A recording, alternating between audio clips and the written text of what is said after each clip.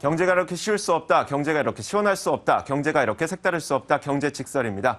자, 오늘 이 두 분과 함께하겠습니다. 최요한 경제평론가 그리고 자본시장연구원 황세훈 자본실장 나와 있습니다. 어서 오세요. 네, 반갑습니다. 네, 반갑습니다. 예. 자, 오늘 어떤 이야기를 하게 될지 먼저 주제부터 만나보겠습니다. 확인하시죠. 자, 오늘 저희가 준비한 주제 온 국민의 관심사 맞을 겁니다. 대출 총량 규제 서민만 힘들어진다.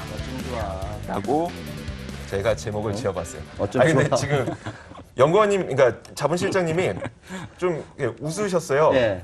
왠지 대출이 많으신 것 같은 그런 느낌. 대출 좀 많으시죠? 네, 대출이 많이 있습니다. 네. 저도 사실 대출 굉장히 네, 많고. 주택담보대출 주택담보대출 굉장히 네, 많고. 많이 근데 가지고 있습니다. 유일한 대출 없는 분. 그래서 이렇게 표정이 가장 밝으시군요. 자, 칭찬입니까? 욕입니까? 그런데 어쩌면 네. 그 연구원님하고 저하고가 지금 오히려 더 나은 나은 케이스일 수 케이스 있어요. 왜냐하면 이제 대출받기 어려워진 거고 이미 저희 둘은 다 받았기 때문에. 앞으로 받으실 분이 걱정이에요. 받을 사람이 걱정이죠. 그러니까 이분의 입장에서 우리는 오늘 이야기를 좀 해봐야 될 것 같아요. 자, 일단 그 최요한 평론가님이 네.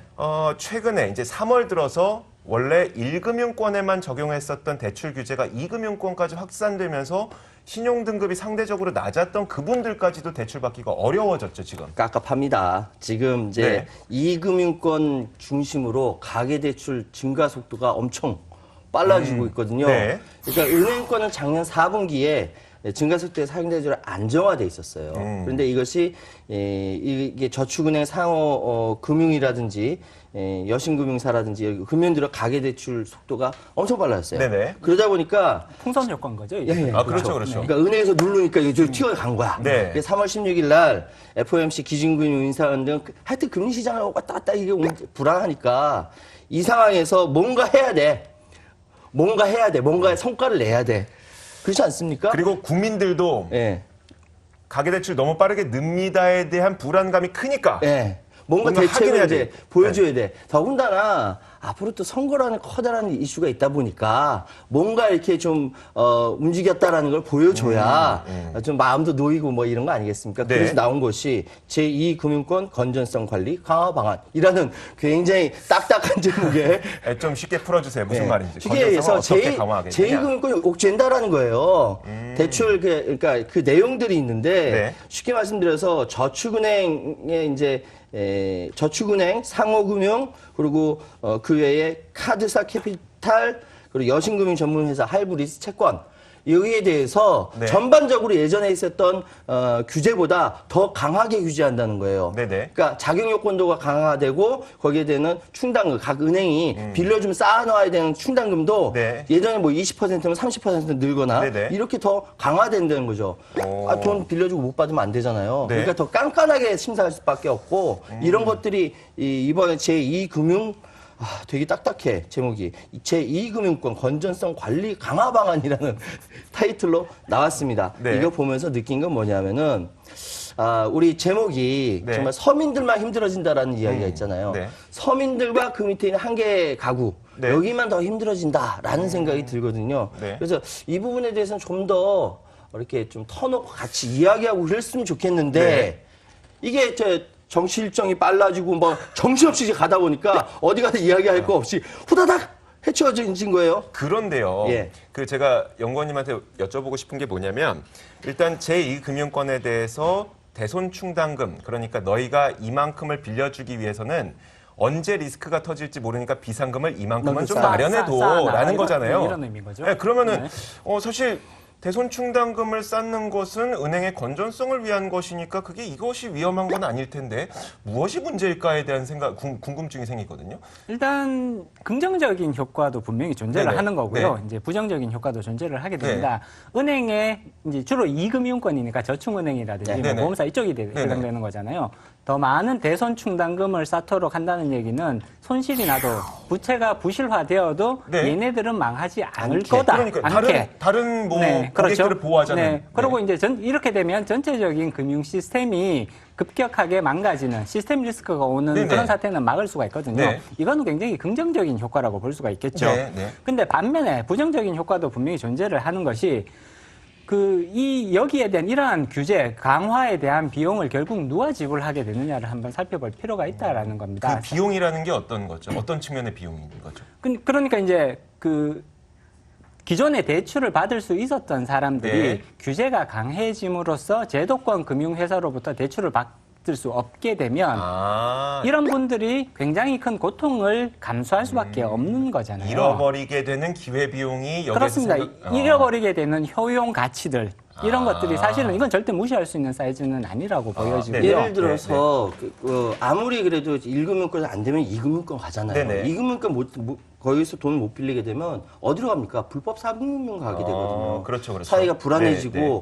그 빚으로 빚을 갚는 이런 것이 계속 악순환 된다라면은 방금 우리 연구원님께서 자본시장님께서 말씀하셨던 대로 그러니까 계속적으로 리스크가 쌓이고 시스템으로 전혀 해소가 안 되는 거예요. 근데 이렇게 대책이 나왔다는 거는 그리고 이금융권에 대해서도 지금 상대적으로 신용도가 낮은 분들이 그나마 기댈 수 있는, 그나마 부빌 수 있는 곳이었는데 여기도 막는다는 거는 그렇습니다. 이렇게 되면 이제 말씀드렸듯이 네. 이제 중요한 목적이 분명히 존재는 네네, 하거든요. 만약에 그 이금융권 회사들이 한꺼번에 부실화되었을 때 이 충격을 감당하기 위한 사회적 비용은 사실은 굉장히 크다. 그 비용이 더 크다. 어마어마하다고 네네. 우리가 1997년도에 IMF를 겪어봤고요. 네. 그리고 2008년도에 또 글로벌 금융위기를 봤을 때 굉장히 시스템적으로 중요한 그런 금융회사가 무너졌을 때 네네. 얼마만큼의 큰 비용이 발생하는지는 우리가 네. 잘 지켜봐 왔단 말이에요. 네. 그러니까 금융당국의 입장에서는 이러한 사태가 생기는 것을 막기 위해서 사실은 이렇게 제2금융권에 이제 옥죄기를 하는 건데 그러면요. 지금 가계부채가 늘어나고 있는 이런 어떤 속도라고 할까요? 이것도 과거처럼 좀 위험해진다고 판단을 하고 있는 건가요? 지금 현재 가계부채가 위험성은 충분하다 그렇게 말씀드릴 수 네네. 있겠죠. 일단 2016년 말 기준으로 가계부채를 살펴보면 한국은행에서 나온 통계를 보면 1,344조 원입니다. 네네.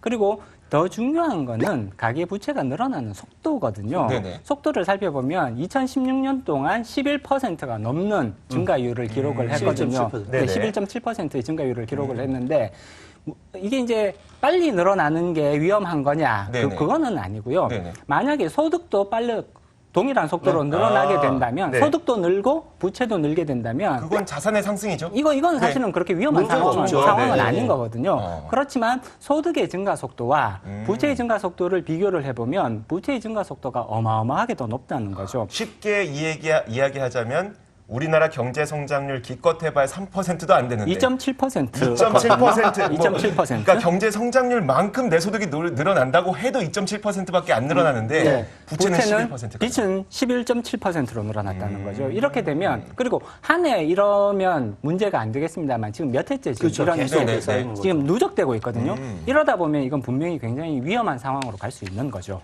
사실 1,300조라고 하면 어마어마하게 많은 건 사실이에요. 네네. 근데 이제 낙관적으로 생각하면 1,300조만큼이나 소득이 그만큼 늘어나면은 자산이 늘어나는 자산이 거죠. 늘어나면 아무 문제 없어요. 그렇습니다. 근데 지금 전체적으로 글로벌 경제가 침체가 되고 미국 금리 인상되고 불확실성 확대되고 이런 상황이라고 한다면 네. 1,300조라는 가계부채가 우리 한국 사회에 폭탄으로 작용할 수밖에 없는 거죠. 네. 그래서 걱정인 거예요. 그런데 이 얘기는 뭔가요? 소규모 자영업자 부채를 포함하게 되면 더 늘어난다는 얘기는 보통 이제 한국은행에서 부채 네네. 통계를 잡을 때 가계 부채를 잡고요. 네. 그다음에 이제 자영업자 부채를 따로 잡거든요. 네네. 따로 잡게 되는데 사실은 이 자영업자들 중에서 소규모 자영업자들은 사실은 이건 그 부채의 성격을 들여다보면 네. 가계 부채와 거의 다를 바가 없다는 거죠. 저 뭔지 알아요. 예를 들어서. 그러니까 예를 들어서 주택담보대출을 받으러 갔어요. 네. 받으러 가면 사용 용도를 표시하게 되어 있어요. 그렇습니다. 거기에서 사용 용도에서 집을 구입할 것이냐, 아니면 뭐 생활 자금이냐, 아니면 사업 자금이냐 이렇게 표시를 하게 되는데 네. 거기에서 사업 자금으로 표시를 하게 되면 주택을 담보로 내 사업을 하기 위한 돈을 빌리게 돼요. 그래서 분명히 늘어나는 건 가계부채긴 한데 통계적으로 늘어나는 건 통계적으로. 가계부채긴 한데 이것은 엄밀히 보자면 소규모 자영업자들의 사업자금 대출인 거죠. 사업자금 대출인 거죠. 그래서 또 명목상으로는 사업자금 대출인 걸로 네. 나오는 건데 대출 많이 받아보면 이렇게 돼요. 그래서 이런 부분까지 합치면 사실은 1,340조보다 훨씬 더 늘어난다는 한 거죠. 1,600조 1,600조 정도 늘어나게 되는데 그리고 이제 또 문제가 뭐냐면 금리가 상승하게 될 때 네. 이렇게 높은 부채가 있으면 결국은 그게 다 이자 부담으로 넘어오는 그러니까요. 거잖아요. 네. 근데 만약에 고정금리부로 대출을 받았으면 네. 이자가 상승해도 사실은 별 문제가 안 됩니다. 큰 문제는 아니죠. 네, 큰 문제는 아니지만 우리나라의 대출의 상당수, 특히 주택담보대출 같은 경우에는 거의 60% 정도가 변동금리부 대출이고요. 네. 그리고 특히 더 심각한 거는 그 저신용자분들, 그러니까 상대적으로 신용도가 떨어지는 계층에 대해서 그 대출은 80%에서 90% 정도가 변동금리부 대출이라는 거죠. 금리가 상승하게 되면 직격탄을 맞게 되어 있습니다. 한 가지만 제가 네. 더 여쭤봐도 될까요? 황 자본실장님께 이번에 향후 계획에 대해서 딱 나올 때 뭐라고 얘기하냐면 저리의 정책 서민금융 공급 여력을 확대하겠다라고 얘기했거든요. 네네. 그러니까 우리가 지금 보통 얘기할 때 앞에서 제2금융권 막으면은 앞에서 1금융권 막으니까 풍선 효과로 쫙 내왔는데 그렇습니다. 그러니까 정부에서 내세운 것이 저리의 정책 서민금융 공급 여력을 확대하겠다라고 발표를 했어요.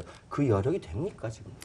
어느 정도는 여력을 갖추고 있다고 보여지고요. 그동안 이제 정책금융 금융당국이 가지고 있는 정책금융의 툴은 여러 가지가 있거든요. 네네. 뭐 미소금융부터 시작해서 그렇죠. 뭐 여러 가지 햇살론 있죠. 뭐 여러 가지가 있는데 네네. 그동안 이런 이제 정책성 금융성의 정책금융들의 총량을 조금 낮게 의도적으로 좀 낮게 유지해왔던 측면들이 있거든요. 그래서 네. 만약에 지금 가계부채 문제가 심각하다는 거는 누구나 다 알고 있는 사실이기 네네. 때문에 만약 이것이 부실화로 이어지게 되면 특히나 취약계층이 가장 먼저 무너질 수밖에 없다. 그렇죠. 그러면 여기에 어느 정도의 도움을 줘야 될 거다라는 그런 그게 이제 예상. 2016, 그러니까 이번 16년도에는 5조 7천억 원. 네네. 그리고 2017년에는 7조 원이라는 거죠. 네네. 그 7조 원으로 과연 얼마나 한계 가구의 그 위험성을 리스크를 해지할 수 있을 것인가. 이 부분에 대해서는 좀 골똘하게 생각을 해봐야 될 것 같아요. 그러니까 7조가 적정하냐, 네. 아니면 한 10조 정도는 돼야 적정하냐, 여기에 대해서는 사실은 네네. 정답은 정답은 없다고 없죠. 생각을 네. 합니다. 그렇지만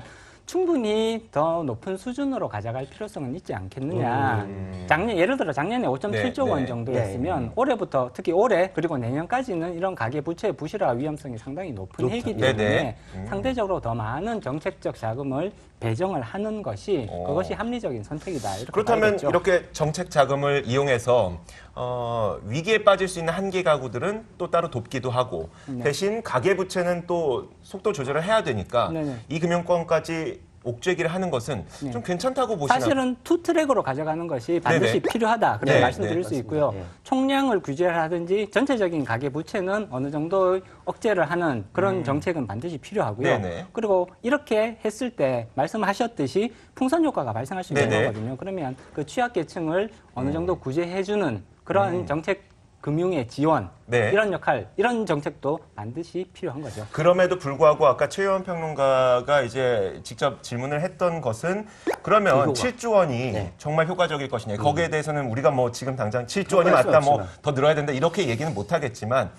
7조 원이 적정한가에 대해서 많은 분들이 걱정을 하고 있는 거죠. 걱정하고 있는 거예요. 네. 그러니까 네. 제가 이제 말씀드리고 싶은 거는 뭐냐면 사실 미소금융, 햇살금융 이거 많이 광고했기 때문에 잘 모르는 거 아니거든요. 네네. 사람들이 알고 있습니다. 그런데 거기서도 못 간다라는 것이죠. 즉 다시 말씀드리면은 시중은행이 여신 심사를 높이면서 1금융권에서 2금융권으로 내몰렸어요. 네. 2금융권에서 안 되니까 어디로 빠지냐면 불법 사금융으로 그렇죠, 빠지는 그렇죠. 거죠. 네. 그 대표적인 사례가 대부업계의 폭발적인 성장세입니다.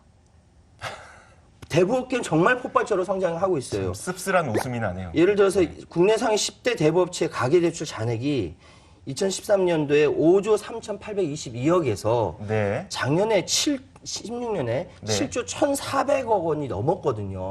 그러니까 확 성장한 거예요. 네. 그러니까 기존에 갖고 있는 한계 가구라든지 이런 리스크를 갖고 있는 가구에 대해서 서포트를 정부에서 해준다라고 한다면은 그런 이것이 불법이라기보다 대부업체가 이렇게 확 성장할 리가 없겠죠. 네네. 그런데 이런 객관적인 지표가 있습니다. 그렇기 때문에 저는 작년에 5조 7천억 원에서 올해 7조 원이다 늘었다라고 하는 것이 혹시나 우리는 할 만큼 했다라는 생색내기 아니냐. 저는 그런 생각이 들어서 여쭤본 거였어요. 그런데 그 비율로 따져보면은 예. 5조 7천억 원에서 7조로 늘어난 거는 예. 비율만으로 보면 거의 20%의 그렇죠. 성장률이에요. 네. 그러면 네. 전체 가계부채 성장률은 11%인데 그렇죠. 그래도 한계 가구를 위해서 20% 정도의 자금을 더 늘려주겠다라고 하는 거는 또 뭐라고 하기도 애매하고 그렇죠. 그러면서도 그 7조 원의 뭐 정책 자금을 지원을 한다고 하는데 한계 가구에 계신 분들 그리고 진짜 어려운 분들이 그 돈을 내가 혜택을 받을 수가 있을까? 글쎄 그런 말입니다. 이런 생각도 들고요. 네, 사실은 이제 정책 금융 내지는 금융 당국이 그 모든 케이스를 다 해결한다는 것은 사실은 거의 불가능에 예, 가깝습니다. 불가능하죠. 그렇기 때문에 가급적 네. 가능한 범위 내에서는 최대한 그러한 취약계층을 끌어안으려는 노력이 필요하다. 이런 부분이 중요하겠죠. 그래서 사실은 네네. 지금 뭐 나중에도 말씀드릴 기회가 있을는지 모르겠지만 지금 대선을 앞두고 있어서 네네. 많은 이제 그 대선 주자들이 각각의 정책을 내세우고 있지만 정말 중요한 것은 적절한 서민 지원 대책 그리고 내수 활성화나 실질적인 소득 증대 이런 것들로 이렇게 그 직접적으로 이렇게 하지 않고 지금까지 어떻게 리스크를 폭탄 돌리기처럼 돌리고 있다. 네. 뭐 이런 식의 비판의 목소리가 많이 있습니다. 네. 그래서 이 맞습니다. 부분에 대해서는 사회적으로 같이 좀 그 정치 싸움만 하지 말고 이런 부분에 대해서 좀 실질적인 대화를 했으면 이왕 좋겠어요. 정치권에 대한 이야기가 나왔으니까 말인데요. 네. 그 최근 들어서 그 많은 경선 후보 주자들, 네. 경선 후보 주자들이 그래도 부동산 시장을 죽이지 않으면서 그래도 대출 속도를 조절할 수 있는 뭐 여러 가지 대안들을 좀 내놓고 있죠. 어떤 것들이죠? 이야기하고 좀 있죠. 간략하게 정리해 주시죠. 그러니까 간략하게 말씀드리면은 지금 가장 문제가 LTV 그리고 네. 담보인정 비율하고 총부채 상환 비율 DTI 네. 이거 가지고 이야기들을 하고 있거든요. 네. 근데 대체적으로 다 그러니까 유력한 후보자들은 이 부분에 대해서 뭐랄까 비판적인 시각을 갖고 있어요. 네네. 그러니까 문재인, 안희정, 이재명, 안철수, 유승민 제가 저 조사를 해보니까 대체적으로 기존의 그러니까 초이 노미스를 통해서 나온 네네. 그 대책에 대해서 비판적인 시각을 갖고 있어요. 그러니까 이것이 그러니까 왔다 갔다 하면 서민들 정신 못 차리게 했다라고 하면서 규제해야 된다라는 네. 일반적인 시각이더라고요. 예. 끝났나요? 네. 굉장히 더 자세하게 이야기할 수 있는데 시간이 없어서. 네, 한 가지 네. 제가 이제 첨언만 드리고 싶은 거는 사실은 그 이전 정부에서는 그 LTV 규제 그다음에 DTI 규제가 예. 이게 금융 건전성 규제라기보다는 오히려 부동산 활성화 활성화 정책. 정책으로 네네. 활용이 그렇죠. 되었던 측면이 강합니다. 사실은 이렇게 그 금융 정책이 부동산 경기를 조절하는 목적으로 사용되는 것은 사실 저는 적절치 않다라고 생각을 하고요. 조금 굉장히 일관된 모습을 유지를 해주는 것이 상당히 중요하다. 그리고 이제 LTV나 DTI 같은 경우도 해외에서도 흔히 이제 네네. 사용하는 그런 네. 규제들이거든요. 근데 이제 해외 규제 상황들을 살펴보면 대체로 LTV는 상대적으로 조금 느슨하게 가져가고 있고요. 네. DTI에 대한 규제를 오히려 더 강하게 그러니까 가져가고 있습니다. 그 담보가 있으면 그래도 대출을 더 해주되 그렇습니다. 소득이 적은 사람들한테는 대출을 좀 딱 덜 해주겠다 뭐 이런 식으로 그렇습니다. 해외에서 한다는 그렇습니다. 거죠. 그래서 네. 실질적인 부채 상환 능력을 가지고 있느냐 없느냐를 훨씬 더 중요하게 생각하고 있거든요. 네. 따라서 이러한 이제 그 글로벌한 트렌드를 반영을 해서 우리도 LTV에 대한 규제를 어느 정도로 강하게 가져갈 것이냐, 네네. 그리고 DTI에 관련된 규제도 어떤 식으로 바꿔갈 거냐를 조금 심각하게 고민해볼 필요성이 조금 더 있다라는 자세한 거죠. 분석은 잠시 후에 들어보도록 하겠고 예. 그 주자별로 어떤 식으로 LTV와 DTI에 대한 그 정책을 내놓고 있는지 예. 그 간략하게 좀 정리해 주시겠어요? 문재인 그 가장 대표적인 문재인 후보 네. 같은 경우는 그러니까 비상경제 정책단을 통해서 금리가 올라온 취약계층으로 하여금 채무 상황이 상당히 어려워진다. 이게 원론적인 얘기만 해요. 네네. 그러니까 원리금 상환할 수 없는 취약계층에 대해서는 경제활성화에 대한 경제 대책을 내세우고 여기까지만 얘기해요. 더 이상 얘기 없어요. 막 찾아봐도 없어요. 네네. 그 대신 좀 이렇게 좀 자세하게 이야기 나온 것은 안희정 후보입니다. 안희정 예비 후보 같은 경우는 DTI 대신 DSR 개념을 네네. 그 총부채 상환 비율보다 좀 더 강화된 개념으로 네, 총부채 원리금 상환 원리금 상환으로 네. 이야기를 네. 하고 있습니다. 그리고 이제 그 외에 이재명, 안철수 모두 이제 그 대체적으로 이재명 후보 같은 경우는 아예 490만 명에 달하는 생계형 부채를 아예 감면해주겠다. 국가에 감면해주겠다라는 네. 그래서 굉장히 포퓰리즘이라는 비판을 받고 있고요. 네. 안철수 전 국민의당 대표 같은 경우는 그러니까 아직까지 발표하지 않았지만 가계부채 해소 문제에 관심을 갖고 있을 정도. 그리고 유승민 보수 진영의 후보이긴 하지만 그래도 규제 강화 필요성을 이야기를 하고 있습니다. 네. 자, 그런데 그렇다면 이 LTV와 DTI를 어떤 그 대출의 속도를 줄이기 위한 굉장히 한 가지 큰 키로 많은 경선 주자들이 생각을 하고 있는 것 네. 같은데 조금 전에 그 실장님 말을 들어보면은 이것도 별개로 가야 된다. 소득 대비해서인지 아니면 담보 대비해서인지 이걸 좀 별개로 가야 되는데 지금 대부분의 경선 주자들은 그냥 패키지로 가는 것 같아요. 그렇습니다. 이 둘 간의 차이가 뚜렷하게 무엇인지를 깊게 이해를 못하고 계신 게 아닌가라는 그런 우려들이 네. 조금 들고요. 네. 사실 물론 이제 모든 대선 후보자들이 다 이런 개념을 깊이까지 이해하시긴 조금 어렵겠죠. 본인들이 대출을 안 받아봤을 거예요. 밑에 계시는 이제 보좌진 분들이 이제 그러니까요. 네. 이런 것들을 조금 세밀하게 챙겨주는 그런 모습들이 조금 필요하지 않을까라고 보여지고요. 사실은 LTV 규제와 DTI 규제는 보통은 세트로 같이 가는 규제인 네. 것은 분명합니다만 네, 네, 네. 그 어떠한 방향성으로 제도를 운영할 거냐는 굉장히 많은 차이가 나거든요. 지금 우리나라 보면 LTV, DTI 지금 LTV 같은 경우 우리나라에 지금 70%인 걸로 그렇죠. 예, 나오고 지역에 따라 조금 차이가 있겠지만. DTI 같은 경우에는 지금 60% 네네. 이렇게 나오거든요. 근데 글로벌 평균들을 살펴보면 LTV 같은 경우에는 평균 60에서 85% 정도 네네. 됩니다. 그리고 우리나라랑 비교해 보면 우리나라하고 중간쯤 네, 어디 중간. 들어가 있는 네, 거죠. 네. 그러니까 글로벌 평균에서는 그렇게 다르지는 않다라고 네네. 평가해 볼 수 있는 거고요. 네. 반대로 DTI 같은 경우에는 글로벌 이렇게 레인지가 보면 30에서 50% 정도 됩니다. 그런데 아, 우리나라는 네. 60%거든요. 아, 그러니까 해외에서는 소득이 낮으면 그 대출금을 소득이- 굉장히 줄여주는데, 그렇죠. 줄이는데 네. 우리나라에는 소득 대비해서 좀 대출 많이 해주고 있다. 그렇죠. 소득 대비 대출을 많이 여유 있게 잡아주고 해주고 있다. 있다. 이런 의미인 거거든요.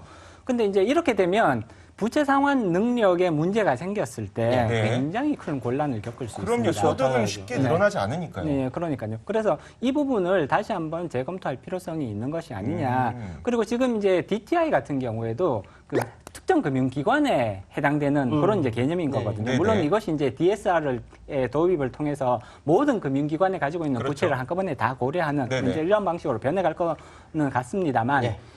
이런 이제 실질적으로 부채 상환 능력, 원리금 상환 능력을 얼마만큼 갖추고 있느냐를 훨씬 더 타이트하게 관리를 해주는 뭐 이런 방향성이 오히려 더 합리적인 방향성이다. 네. 네. 그러니까 사실은 지금 대체적으로 유력하다고 일컬어지는 그 네. 주자들이 네. 지금 기존에 있었던 박근혜 정부와는 반대 입장을 가지고 있었기 때문에 그리고 더군다나 그 지금 이야기하는 DTI와 LTV가 초이노믹스를 통해 가지고 부각됐기 때문에 네네. 반대하는 입장이 많거든요. 네. 근데 어쨌든 현재의 상황을 바꿀 필요는 있다라고 대체로 공감을 하고 있다. 네. 그 말씀 드릴게요. 저는 마지막으로 이 질문을 좀 드려보고 싶은 게,